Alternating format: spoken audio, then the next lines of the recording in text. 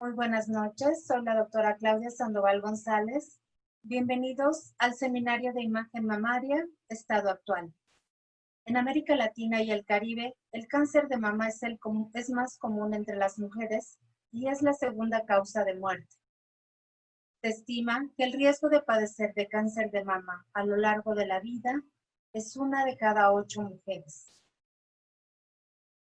Gracias a la mastografía de tamizaje en mujeres asintomáticas mayores de 40 años, la mortalidad se ha reducido aproximadamente el 30%.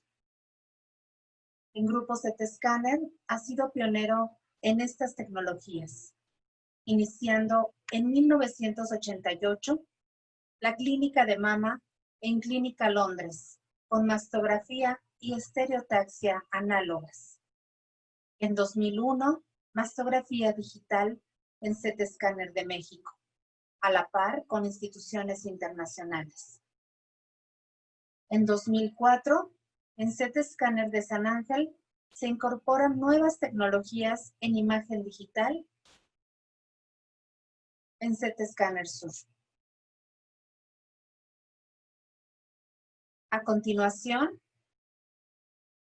tengo el gusto de presentar a nuestra ponente, la doctora Marisa Alejandra Bravo Cañón, con el tema de tomosíntesis.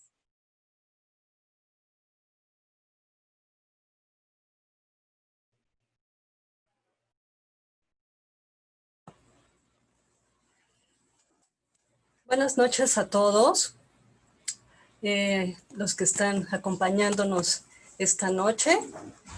Un agradecimiento a mis compañeras, que siempre es un gusto participar con ellas en este foro.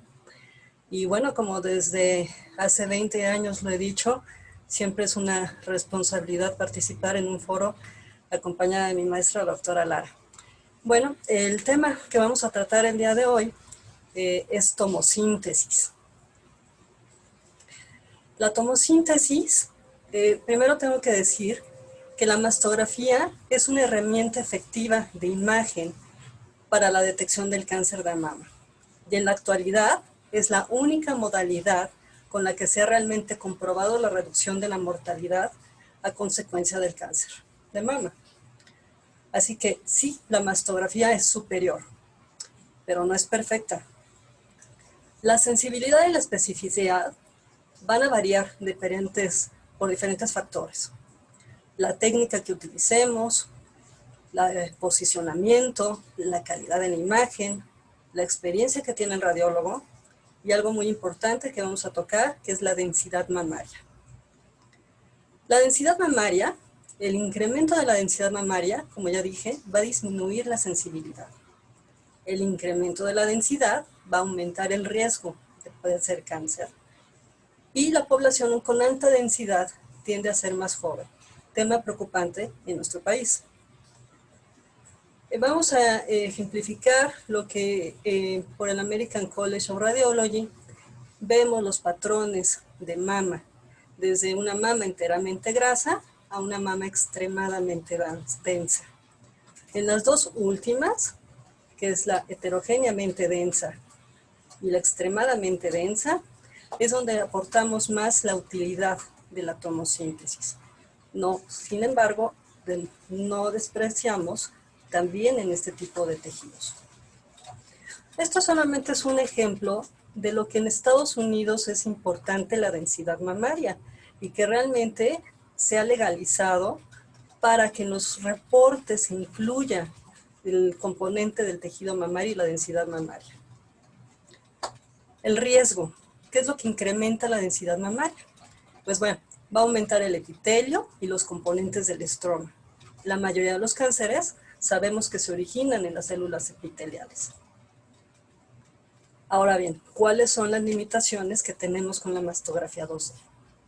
Pues bien, el 20% de los cánceres no se detectan. La sensibilidad disminuye, como ya lo habíamos mencionado, cuando aumenta la densidad mamaria. El 10% aproximadamente de las pacientes son llamadas de nuevo para proyecciones adicionales. Y del 75 al 80% de todas las biopsias llegan a tener resultados benignos. Ahora bien, ¿Cuáles son las ventajas que encontramos con la tercera dimensión o la tomosíntesis? Nos va a ayudar a detectar las lesiones. Vamos a definir más los bordes. Va a reducir los falsos positivos. Va a aumentar la detección del cáncer mamario y nos va a ayudar a la precisión en la localización de la lesión. Esto es muy importante para procedimientos preoperatorios o para procedimientos que también son dirigidos por imagen, ya sea por tomosíntesis o por estereotaxia. Vamos a decir, ¿qué es la tomosíntesis? Bueno, la tecnología en esencia es una modificación del mastógrafo digital, de la unidad del mastógrafo digital. De ahí se van a obtener un volumen tridimensional, se van a hacer secciones delgadas, se van a reconstruir imágenes en una forma convencional, en orientaciones convencionales, y vamos a utilizar algoritmos muy similares a los que se utilizan en una tomografía computarizada. En la tomosíntesis de mama, igual que el mastógrafo, pues necesitamos una fuente de rayos X. Sin embargo, en la tomosíntesis va a haber un movimiento. Aquí estamos ejemplificando el tubo de rayos X, el detector digital, donde se coloca la mama y la compresión. Bien, este movimiento que habíamos mencionado, pues va a tener un movimiento en arco, lo que va a arrojar aproximadamente 15 proyecciones en menos de 4 segundos. Y vamos a tener una reconstrucción de cortes de 1 milímetro de toda la mama. Bien, las imágenes de la tomosíntesis se van a enviar a una consola de adquisición, de ahí a una consola de lectura. Nosotros los radiólogos, aquí es donde vamos a analizar y vamos a evaluar estas imágenes. Las podemos ver en forma de cine, las podemos amplificar, las podemos manipular. Como habíamos dicho, bueno, pues las imágenes son reconstruidas en secciones paralelas a lo que es la plataforma de la mama. Y bueno, pues vamos a ver un esquema de cómo se inciden los rayos X en los diferentes objetos que pudiera haber en la mama. Y en una forma más ejemplificada, cómo se ve los diferentes componentes y cómo con la tomosíntesis se pueden separar. Por lo tanto, la tomosíntesis de mama tiene todas las ventajas que tiene una mastografía digital. Hay menos ruido en la imagen, hay menos artefactos, es reproducible, hay una consistencia en la calidad y obviamente podemos hacer un procesamiento digital. ¿Cuáles son las limitaciones? Bueno, pues para los radiólogos nos toma más tiempo leerlas, pues al final son más proyecciones, pero sin embargo pues las ventajas son mejores. Requerimientos de grandes de almacenaje, esto lo tenemos que considerar siempre. Vamos a ejemplificar que para en un año tener 20,000 mastografías con 4 proyecciones, necesitamos 1.7 terabytes. Para la tomosíntesis, esto tiene que aumentar hasta 10 terabytes. Y aumentar la radiación. Vamos a tocar este tema después. La dosis de radiación. Sí, sabemos que la aumenta el doble. Sin embargo, aún queda por debajo de los requerimientos del acta de donde se estandariza la calidad de la mastografía permitida por la FDA. Bajo esta consigna y que todo siempre tenemos esta preocupación de manejar la menor dosis de radiación en nuestros pacientes, surge la imagen sintetizada, que esta nos va a ayudar a reducir la dosis hasta dentro de un 50%. Vamos a ver un ejemplo de cómo es la comparación de la imagen sintetizada en diferentes marcas comerciales. El CBU es en unas ciertas marcas comerciales y la mastografía digital. Bien, en esta, se coloca a la paciente y en una misma compresión se va a obtener la tomosíntesis y de ahí a partir esta imagen sintetizada. La forma de que podemos obtenerla, pues los combos que sabemos que es la mastografía 2D, la tomosíntesis y la sintetizada. O de la tomosíntesis surge la sintetizada. Va a presentar ventajas en casos, como ya habíamos dicho, de nódulos. Y esto para de identificar mejor los bordes. También la gran ayuda es en las masas cuando estos son múltiples, estos son los procesos multifocales, los multicéntricos, y los hallazgos asociados que puede haber en vasos, en conductos y especialmente en mamas densas. Vamos a ver un ejemplo de una mastografía 2D, una proyección cráneo-caudal, y posterior a la tomosíntesis, como vemos este nódulo con los bordes mucho más definidos y con un halo radiolúcido. También los conductos galactóforos, que podemos definirlos en esta proyección, también un cono de amplificación. Y posterior a la tomosíntesis, los conductos galactóforos pues son las imágenes tubulares bajas en densidad que confluyen en el complejo areola-pezón. Vamos a empezar con ejemplos. Paciente de 60 años que acude a tamizaje, una proyecciones oblicuas, 2D, en donde podemos ver en mama izquierda estas asimetrías. En la proyección cráneo-caudal, esta asimetría modifica discretamente, sin embargo persiste la localizada en el tercio posterior. Posterior en la tomosíntesis, definimos mejor la localizada en la región retroareolar profunda y también la localizada en el cuadrante externo.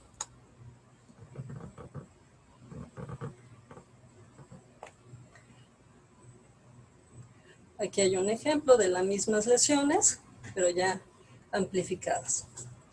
Por lo tanto, la aplicación clínica de la tomosíntesis de mama para exploración, pues nos tiene que llevar a una reducción del índice de repeticiones, un mayor valor de predicción positiva para poder recomendar biopsias y eventualmente pues disminuir el número de biopsias innecesarias. Como habíamos dicho, pues nos va a ayudar a mejorar esta percepción de las lesiones. Analizar que también lleve a mayores tasas con el objetivo pues, de detectar el cáncer. Vemos otro ejemplo de otra mastografía 2D, 56 años, también acude por tamizaje y obviamente es evidente en la mama izquierda, desde las proyecciones estas oblicuas, que hay área de distorsión. En la proyección cráneo-caudal persiste, vemos un poco de retracción de las estructuras adyacentes y vemos con la tomosíntesis en la proyección tanto lateral como cráneo-caudal la extensión del área de distorsión. Vean las espículas, cómo produce la retracción de todas estas estructuras adyacentes y es en las dos proyecciones. Aquí voy a hacer un paréntesis. Cuando me preguntan si solamente con una proyección basta, porque al final estamos viendo una tercera dimensión y el cáncer pudiera ser esférico y que con una proyección bastaría, pues yo les puedo decir que realmente al tener las dos proyecciones alcanzamos los objetivos máximos de la tomosíntesis.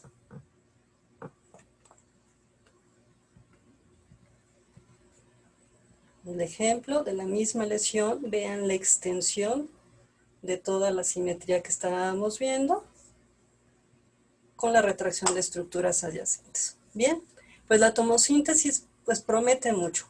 Evalúa las enfermedades multifocales, procesos multicéntricos, procesos bilaterales. Yo hoy día no creo que pueda prescindir de la tomosíntesis para evaluar las mastografías.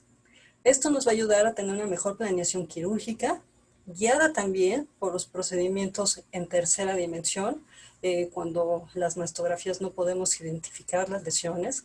Bueno, pues nos ayuda a mejorar la información de la profundidad y por eso también hacemos ya biopsias guiadas por estereotaxia y tomosíntesis. Otro ejemplo, proyecciones cráneo-caudales. Pues bueno, esto es muy evidente, ¿no? La extensión a expensas del cuadrante externo de toda esta área de distorsión. las proyecciones, el compromiso que había en las estructuras adyacentes y la retracción de estas, como es la identificación por tomosíntesis de esta distorsión, que realmente son muchos focos que están a expensas de todo el cuadrante superior externo.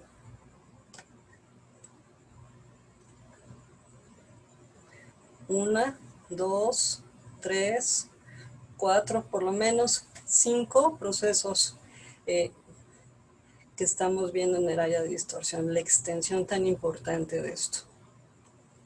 Bueno, pues sabemos que la mastografía nos puede causar ansiedad en los pacientes. A veces puede incurrir a costos médicos adicionales, pues para descubrir que frecuentemente son benignos. La tomosíntesis se considera una herramienta muy valiosa en la que se puede esperar que se pueda mitigar este problema y reducir, lo más importante, la sobreposición de estructuras. Este es otro caso. Las proyecciones oblicuas, las proyecciones craneocaudales, la mama izquierda, donde estamos viendo, obviamente, también a expensas del cuadrante inferior, estas dos asimetrías. En la proyección lateral, modifica la localizada en el tercio anterior, persiste la localizada en el tercio profundo, y como con la tomosíntesis definimos la extensión del tumor, y no solamente del localizado en el tercio profundo, sino también del localizado en el tercio anterior, que realmente está produciendo una retracción importante del complejo areola-pezón. La correlación de mastografía con imagen ultrasonográfica, donde por ultrasonido pues estamos viendo características obviamente de malignidad, la morfología irregular, los bordes espiculados, la sombra, la vascularidad. Este es otro ejemplo que vino la paciente solamente para un estudio complementario, entonces tomamos estas proyecciones y con la tomosíntesis definimos mejor que no se trataba de una densidad ni es una sobreposición de estructuras, sino realmente áreas de distorsión importantes con presencia de calcificaciones. Le estamos viendo las dos a expensas del cuadrante superior.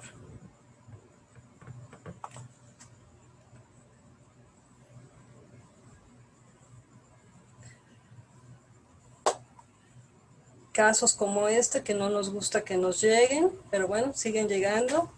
El tumor tan grande que es evidente con el engrosamiento de la piel, la retracción de las estructuras. Bueno, pues la tomosíntesis, además de definir realmente el tumor, pues estamos definiendo también otros focos que están adyacentes y que están abarcando realmente casi toda la mama, la extensión de casi toda la mama.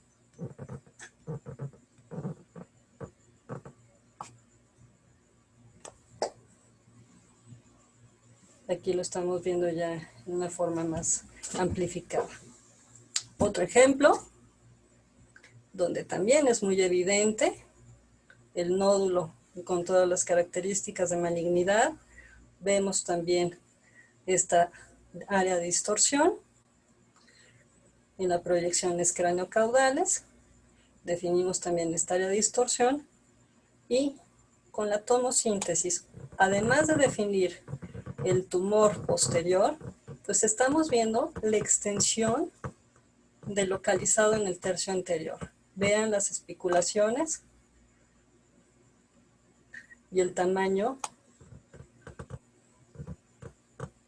de este tumor también.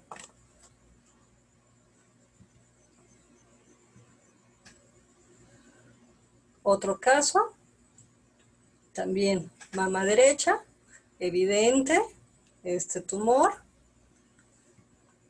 cráneo caudal persiste, La tomosíntesis también nos ayuda a definir multifocalidad o multicentricidad. La correlación que tenemos también por ultrasonido. Seguimos haciendo el rastreo del ultrasonido, de ahora del lado izquierdo, y encontramos también otro foco, mucho de menor tamaño, 9 milímetros, que por tomosíntesis es muy pequeño, pero aquí lo estamos correlacionando.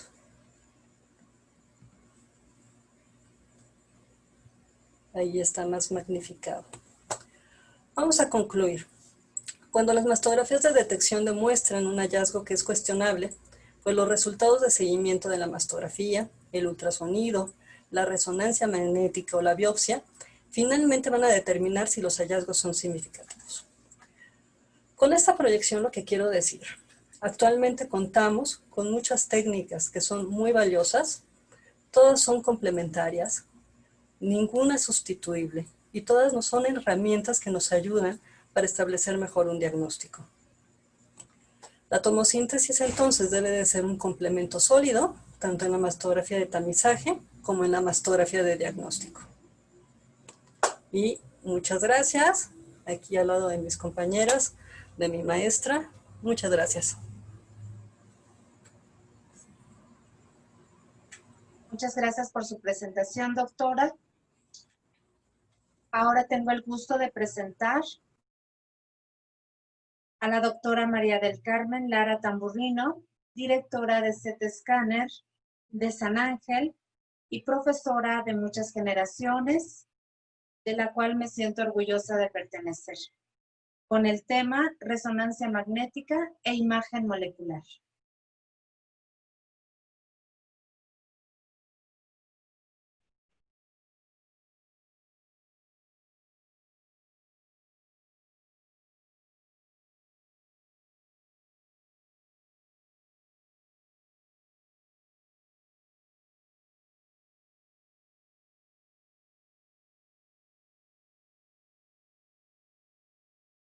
La mastografía por emisión de positrones. Ingeniero Polo, ¿me auxilia a que pase la primera? Este es nuestro resonador con el que contamos en CT Scanner San Ángel. Es de 1.5 Tesla y esta es la antena donde la paciente está en decúbito ventral para realizar el estudio. ¿Qué vamos a analizar en los estudios funcionales? En la resonancia vamos a ver la angiogénesis de un tumor y la mastografía por emisión de positrones, el factor de crecimiento endotelial vascular. Generalmente son tumores de menor tamaño en relación a lo que vemos en el estudio de mastografía y ultrasonido. Sin embargo, a pesar de este gran avance que representa la resonancia magnética, es un método de imagen complementario a los métodos primarios, mastografía y ultrasonido, con una alta sensibilidad y especificidad hasta del 97% y nos va a dar información morfológica y funcional. ¿Qué tenemos que hacer cuando hacemos una resonancia? Vamos a analizar la morfología de una tumoración ya visible en los métodos primarios, como ya mencionó la doctora Marisa, y son similares a lo que se pueda decir en los métodos primarios. Prevalece la morfología como un signo muy importante, pero tenemos que agregar otras pruebas como la perfusión, la difusión y la espectroscopia, que son la evaluación multiparamétrica de una lesión y que va a aumentar la especificidad. En cuanto al reforzamiento, y vamos a ver la morfología de la masa que está reforzando en forma microlobulada en estas secciones sagitales con una alta posibilidad, con un alto valor predictivo positivo de malignidad hasta el 97%, e incluso vemos otras lesiones satélites multifocales, o bien la morfología espiculada que ya mencionaba la doctora, o anular. Todo esto son reforzamientos, masa, que son altamente sospechosos de malignidad. Cuando hay un reforzamiento no masa, puede ser en forma lineal, generalmente obedece a cambios ductales, a cánceres intraductales, o lo hace también en forma segmentaria, que hace un triángulo de base posterior y vértice anterior, o regional, que por lo menos ocupa 2 cuadrantes. La perfusión se tiene que efectuar si tenemos duda en el tejido mamario. Hay que inyectar una sustancia paramagnética. Veremos la indicación de hacerlo simple. Esta curva de perfusión es benigna en el 100% de los casos y es el tipo 1. El tipo 2 es aquella que va siendo lento su ascenso y posteriormente va a seguir subiendo. Y vean que en esta curva ya puede haber 6% de lesiones malignas. La tipo 2 es en forma de meseta y aquí ya un porcentaje alto es maligno del 64%, y esta es la curva maligna en casi el 90%, que sube en forma inmediata y tiene un lavado también rápido. Ahí se encuentran la mayoría de los cánceres. Otra de las pruebas que tenemos que hacer es la difusión. ¿A qué se refiere? Es el movimiento de las moléculas de agua, que sabemos que va a ser muy lento en una tumoración sólida, en una tumoración maligna, y la medición de la difusión es el ADC. Y estas imágenes no son tan bellas como las de resonancia que veremos más adelante, pero nos muestra una masa en la región retroareolar que abomba la piel. Es una chica joven y tiene alteración de la difusión, y la medición de la difusión es menor a 1, lo cual apoya un diagnóstico de malignidad. Fue un carcinoma ductal infiltrante triple negativo que tienen esta morfología que semejan lesión benigna. Otro punto importante a analizar es la espectroscopia, la cual analiza la cantidad de colina, sustancia que se presenta en los tumores, y no solamente de mama, sino también en otras partes del organismo, con una alta sensibilidad y especificidad, sobre todo para el monitoreo de la respuesta al manejo de la quimioterapia. Las indicaciones básicamente de la resonancia y también de la mastografía por emisión de positrones comparten las indicaciones, y es la etapificación. Aquellas pacientes que tienen BRAF5, que queremos saber el tamaño preciso de la lesión, si existe otro foco adyacente, hablamos de multifocalidad, o si está en otro cuadrante o a más de 5 centímetros, de multicentricidad, que contraindica una cirugía conservadora, la diseminación intraductal o la invasión a la pared torácica y el estado axilar, así como de la mama contralateral.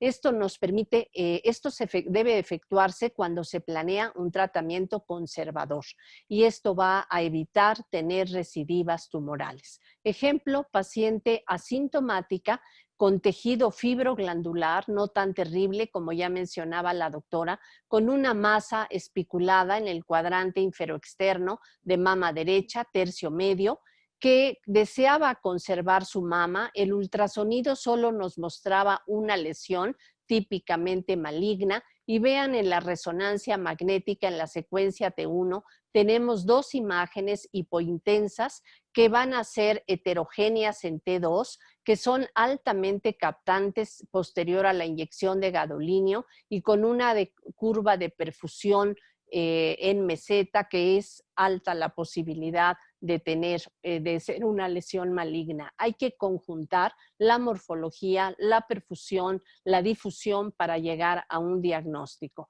Ella también tenía alteración en la difusión con un ADC menor de 1 que apoyan lo anteriormente señalado. Así que esta paciente ya no fue candidata para conservar la areola y pezón.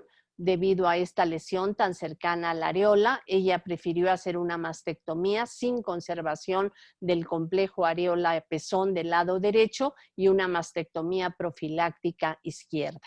También cuando tenemos una lesión altamente sospechosa espiculada, tenemos que ver que no haya diseminación hacia el conducto, que también puedan contraindicar tener el complejo areola y pezón posterior al tratamiento.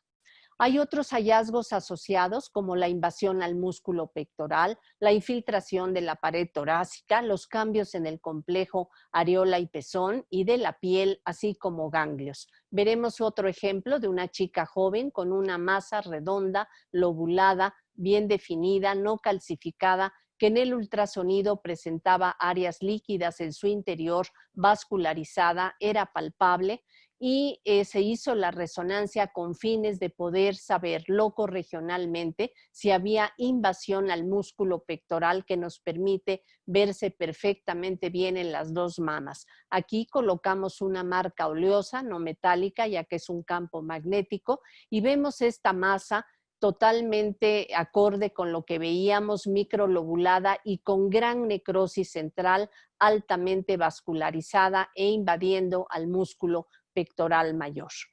Esta paciente tenía posterior a la inyección de gadolínio una curva tipo 3 maligna. Así que la resonancia nos puede mostrar multifocalidad hasta un 34% en este trabajo que se efectuó en el 2012, ver la mama contralateral hasta el 24% y va a modificar el tratamiento conservador en similar porcentaje.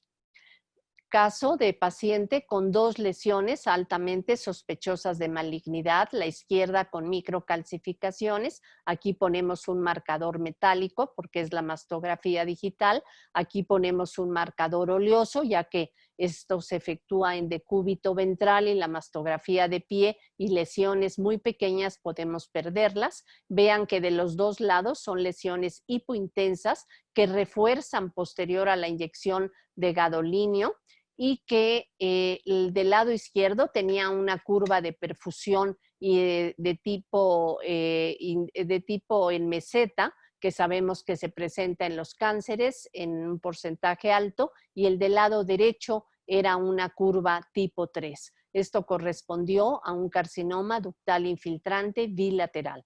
También va a ser útil la resonancia magnética para valorar ganglios metastásicos como único hallazgo, o que no se ve un hallazgo en la mastografía y descubre en un 70% de los casos un cáncer. Otra chica joven cuya única manifestación eran ganglios anormales, estos son de aspecto bueno, y realmente con el retroscopio podemos ver que en la región retroareolar había una imagen asimétrica con la mama contralateral que no vimos en su momento. Aquí tenía una lesión benigna que correspondió con un fibroadenoma. Vean esta misma chica en la resonancia con una lesión sin duda maligna, espiculada, hipointensa en la secuencia T1, que refuerza con el gadolínio y entró a quimioterapia, así que el monitoreo también de la respuesta a la quimio es otra indicación muy importante que debe realizarse antes, durante o posterior al tratamiento, y es la misma paciente con esta masa espiculada retroareolar altamente vascularizada con los ganglios axilares, y posterior al primer ciclo de quimioterapia hay una respuesta total de el tumor y de los ganglios, pero desafortunadamente esta paciente muere por metástasis cerebrales. También nos ayuda a seguimiento postmastectomía en cirugías conservadoras, también en reconstrucción con sospecha de recidiva con una sensibilidad que va hasta el 90%.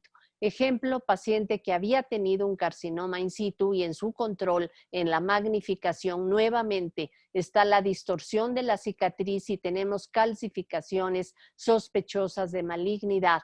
Ella quería conservar la mama, por eso se hizo resonancia y vean que hay una área hipointensa en el sitio de la marca de la cicatriz con reforzamiento posterior regional, posterior al gadolínio, con colina, y a pesar de que la curva de perfusión era benigna, tipo 1, no dejamos de ver todos los hallazgos ya descritos para pensar en malignidad, y se trató de una recidiva de un carcinoma in situ y la paciente decidió una mastectomía bilateral. También hemos hablado de diagnóstico en la resonancia, pero también se puede utilizar para tamizaje en pacientes de alto riesgo genético, BRCA positivo 1 y 2, o mutaciones como el P53 o antecedentes de radioterapia en el tórax. La doctora Kuhl, que es una radióloga alemana, sugiere un protocolo abreviado para tamizaje para pacientes de alto riesgo con una adquisición rápida y acortamiento de tiempos de lectura, así como de costos, y con un alto valor predictivo para decir hay cáncer o no, que puede ir hasta el 100% de los casos. También se va a usar la resonancia simple, aquí sin contraste, cuando tenemos complicación de los implantes, como es la sospecha de ruptura dentro de la cápsula. Lo sospechamos en la mastografía por esta deformidad de estos implantes de silicón, que el ultrasonido puede ser sensible hasta un 70% con este signo de la escalera, y en resonancia nos da esta clásica imagen del signo de Linguini que semeja la pasta italiana, y hacemos una secuencia especial en estas pacientes suprimiendo agua y suprimiendo grasa para valorar que no haya una ruptura fuera de la cápsula fibrosa. Hablando de la mastografía por emisión de positrones, nosotros la empezamos a hacer en agosto del 2013. Es un equipo compacto donde esto es bien importante de entender. Los detectores están arriba y abajo de la mama inmovilizada, y gracias a esto tiene una alta resolución espacial, a diferencia del PET de cuerpo completo. Son imágenes funcionales y moleculares que reflejan procesos celulares. Sabemos que los radioisótopos, ya que se inyecta una glucosa marcada, se acumulan en los tumores malignos y nos permiten ver y evaluar la actividad metabólica, y repitiendo su alta resolución espacial de 1.5 milímetros. Aquí no son rayos X, aquí son rayos gamma. Y las indicaciones, comparte las indicaciones con la resonancia magnética, y aquí incluiríamos aquellas contraindicaciones de la resonancia como gran sobrepeso, pacientes con claustrofobia o que no pueden estar en decúbito ventral, etcétera, que puede utilizarse más cómodamente este procedimiento. Ejemplos: paciente con una gran tumoración en la mama izquierda, en el cuadrante superoexterno, con ganglio axilar sospechoso de metástasis con calcificaciones, y teníamos duda que se tratara de una lesión multicéntrica en el cuadrante inferointerno. Se hace la mastografía por emisión de positrones o PEM y vean toda la captación en prácticamente toda la mama, que contraindica un tratamiento conservador, y se hace la medición entre el fondo y el tumor, y esto debe de ser, el LTV no debe ser mayor de 2.5, y vean que tiene casi 9, que habla de una agresividad importante del tumor. Entre más alto es el LTV, con un ganglio positivo en la axila. Otro caso más de tejido extremadamente denso, ya decía la doctora que son pacientes con riesgo per se, la mama densa, y tenía una masa palpable en el lado izquierdo, sospechosa de malignidad.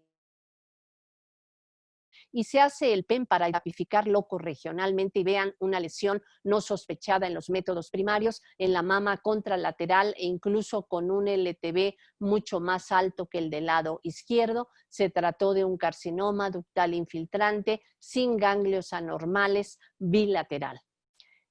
Para recidivas tumorales tenemos que tomar siempre la amplificación del sitio de la cicatriz, porque el regreso puede ser ahí en cirugía conservadora, los cambios por radioterapia, y aquí en la magnificación está la masa. Y vean en el PEM, aquí tenemos que es un foco único de recidiva, y lo alto del LTV que nos habla de una gran agresividad de esta recidiva tumoral.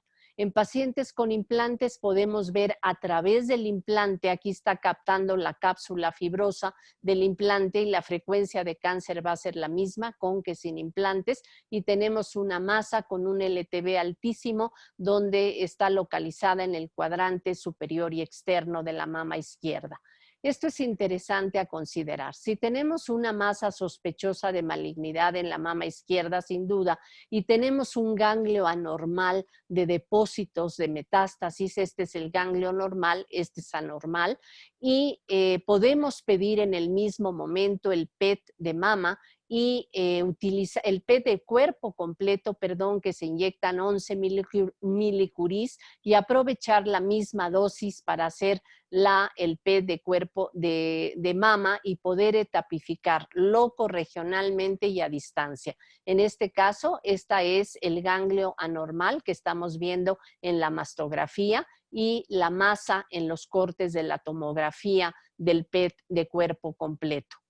Este caso es muy interesante y raro. Nosotros pensábamos que con estos calcios anormales, altamente sospechosos de una lesión in situ, son finos, pleomórficos, tenía este ganglio sospechoso de malignidad que seguramente la doctora Nadia tocará, que es un ganglio sospechoso en la clasificación de Bedi, creo que sería grado 4, y su médico consideró hacer un PET-PEM, que no es lo usual en calcios, y vean que tiene metástasis cervicales, metástasis en retropectoral y axilar, así como la captación en el sitio de los calcios, metástasis pulmonares y hepáticas. Entonces, realmente se trató de un carcinoma ductal infiltrante que nunca vimos la masa con componente in situ.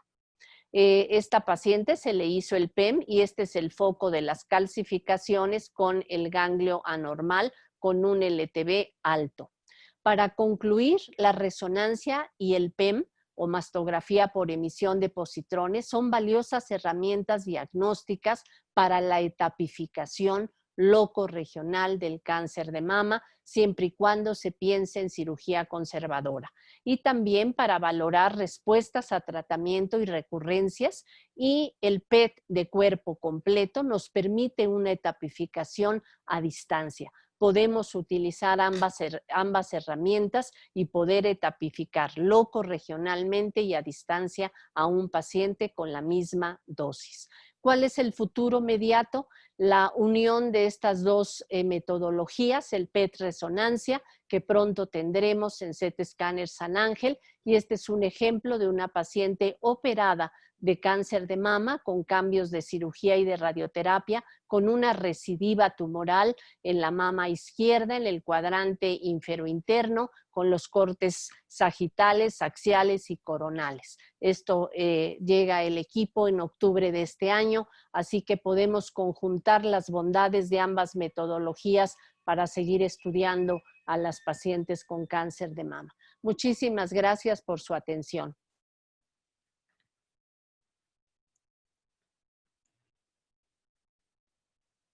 Gracias, doctora. A continuación tengo el gusto de presentar a nuestra ponente, la doctora Nadia Alejandra Millán Sánchez, con el tema biopsias mamarias.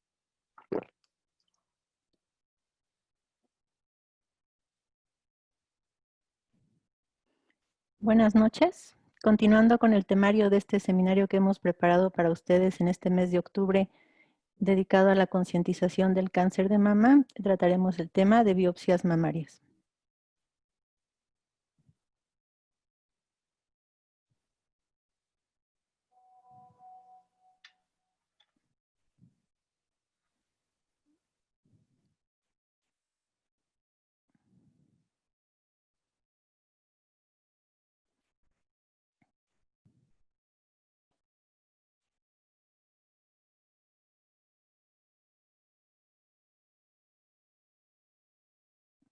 Como introducción, sabemos que con el uso de la mastografía con fines de detección se ha incrementado el diagnóstico de lesiones no palpables, algunas de las cuales van a requerir una evaluación histológica.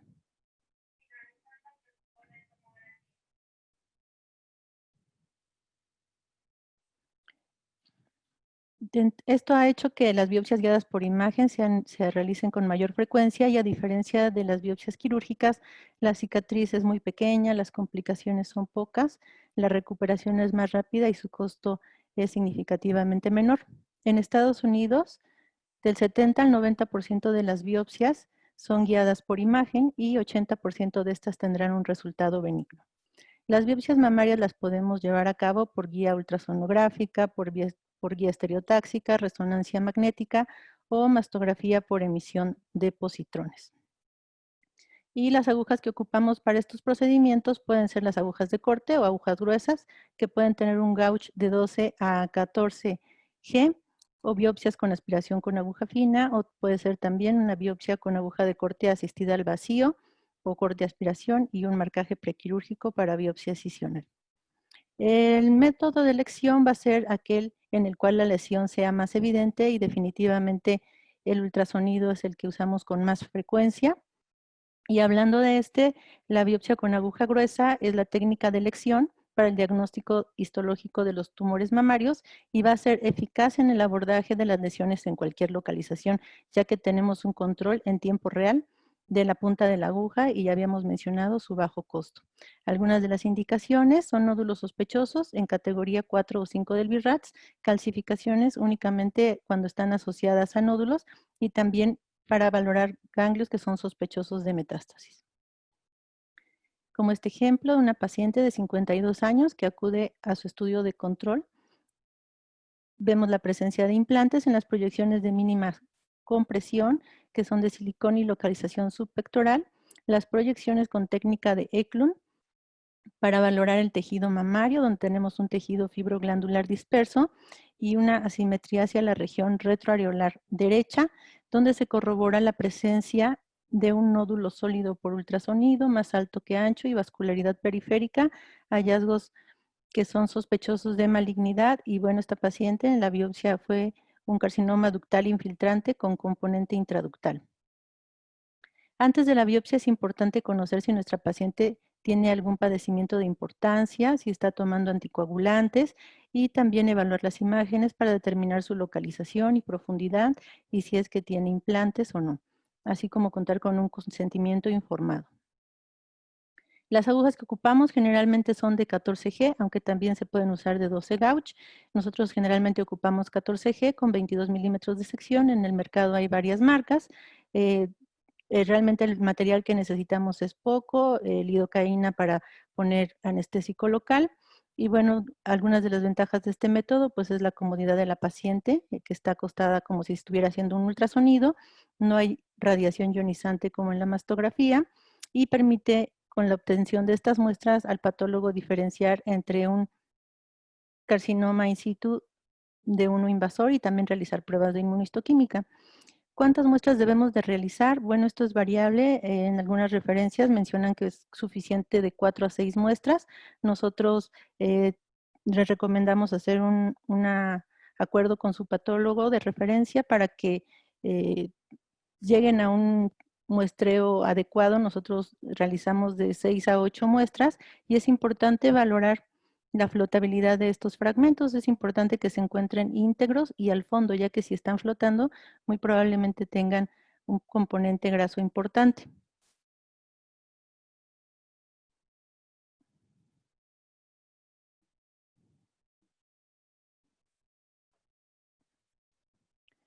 Como ejemplo, tenemos esta paciente de 51 años que acude a su mastografía de detección y es evidente un nódulo pequeño hacia la cola de la mama izquierda, pero aunque es pequeño observamos que tiene características sospechosas.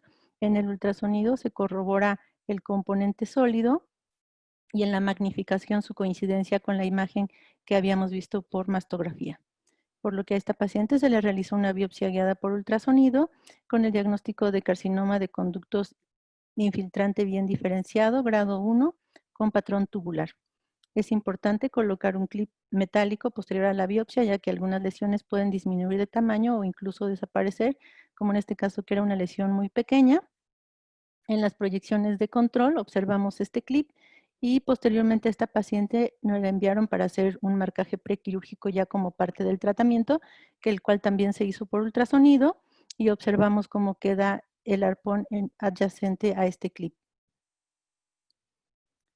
Otro procedimiento que podemos realizar guiado por ultrasonido es la biopsia por aspiración con aguja fina, el cual en realidad pues ha caído en desuso con las biopsias con aguja de corte y bueno, con esta biopsia podemos obtener sus células para análisis histológico y generalmente usamos jeringas con una aguja de 20 a 25 gauge. Es importante para este método contar con un citopatólogo experto para el análisis adecuado de estas muestras y básicamente sus indicaciones es para evaluación de quistes palpables, para diferenciar una lesión sólida o quística o drenaje de colecciones líquidas. Otro método es la biopsia asistida al vacío o corte aspirado. Estos procedimientos usan agujas de mayor calibre que puede ir de 8 a 14 gauge. Esto nos permite realizar procedimientos limpios ya que podemos tener un control de los fluidos y sangrados y también la posibilidad de administrar anestésico. Con estas agujas las muestras son de consistencia larga. Veamos una diferencia entre una aguja de 8 gauge y de 11 gauge. Este tipo de biopsias no va a requerir sutura, ya que la incisión que realizamos es muy pequeña, menor a 1 centímetro, nos va a evitar la recolocación de aguja y también hay capacidad de remover toda la lesión y a través de él también colocar un marcador tisular. Y es tan confiable con la biopsia quirúrgica, pero una de sus desventajas es que su costo es alto. En el ultrasonido, básicamente las indicaciones de este tipo de dispositivos es para evaluar nódulos complejos o asociados a calcificaciones. Como en este ejemplo, vemos que el dispositivo de corte aspirado empieza a tomar muestras de este nódulo y al final del procedimiento este nódulo disminuye bastante su tamaño. Veamos la cicatriz posterior a la biopsia. Y bueno, marcadores tisulares hay disponibles varios en el mercado. Nosotros usamos para estereotaxia este tipo y para ultrasonido este. Bueno, pasando a lo que son biopsias por estereotaxia, la indicación principal pues es calcificaciones de sospecha. Nosotros lo hacemos desde el 2007 en la mesa prona. Y otra indicación es de nódulos no visibles por ultrasonido. Puede ser también en sistema vertical. Para las calcificaciones idealmente se debe realizar biopsia asistida al vacío con este tipo de agujas, que también hay varias disponibles en el mercado y a través de la cual al finalizar el procedimiento podemos colocar estos clips en el sitio. Veamos este ejemplo, es una paciente de 48 años que acude a su mastografía con fines de detección. El tejido es heterogéneamente denso. En la proyección magnificada hay un grupo de calcificaciones altamente sospechosas de malignidad. Indudablemente es necesario realizar una biopsia estereotáxica, la cual en la imagen de la izquierda vemos la localización prebiopsia y en la imagen de la izquierda el clip metálico donde observamos que se removieron prácticamente todas estas calcificaciones y el diagnóstico histológico fue de un carcinoma in situ grado intermedio con necrosis. Es importante siempre tener el control radiográfico de los fragmentos, ya que solo a través de este método vamos a demostrar que nuestros fragmentos tienen estas calcificaciones para su estudio histológico.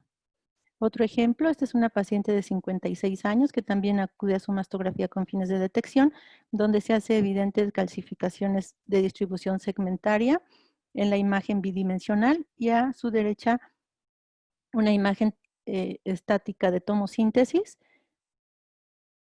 Veamos cómo estas calcificaciones en la imagen estática no es tan evidente como en la imagen de tomosíntesis asociada a áreas de distorsión de la arquitectura, lo cual es más evidente en estos conos de magnificación, por lo que podemos pensar que ya no se trata únicamente de un componente in situ con estas áreas de distorsión. Esta paciente igual se le realizó biopsia estereotáxica y el diagnóstico fue de un carcinoma ductal infiltrante moderadamente diferenciado asociado a un carcinoma ductal in situ triple negativo. Otra paciente de 64 años, ella acude a su mastografía de control con un antecedente de hiperplasia ductal atípica hace 12 años. En su mastografía previa no había hallazgos, sin embargo se hace aparente un nuevo nódulo en el cuadrante superior externo adyacente a las grapas metálicas de la biopsia previa. Este es su estudio del año anterior, por lo que indudablemente es necesario hacer una biopsia. En este caso, la imagen por ultrasonido era muy isoecoica. Decidimos realizar la biopsia por estereotaxia para tener una mayor certeza, la cual se llevó a cabo, y el diagnóstico fue un carcinoma ductal infiltrante sin patrón especial, asociado a carcinoma ductal in situ. Aunque esta paciente era predominantemente nódulo, también radiografiamos los fragmentos donde se observaron algunas calcificaciones. Como otro paso importante para la realización de las biopsias mamarias es importante hacer una planeación del procedimiento, como en este caso es una paciente de 43 años, nuligesta y tenía un nódulo palpable derecho. Evidentemente en la mama izquierda también hay un hallazgo de importancia que es mejor visible en la proyección magnificada, por lo que a esta paciente se hizo el planteamiento de hacer biopsia bilateral aparte del ganglio, que también tenía cambios sospechosos de metástasis. Y bueno, en la mama derecha la biopsia se realizó guiada por ultrasonido. El diagnóstico fue un carcinoma ductal invasor, poco diferenciado triple negativo. En el lado izquierdo fueron cambios de células columnares atipias y el ganglio fue positivo para metástasis.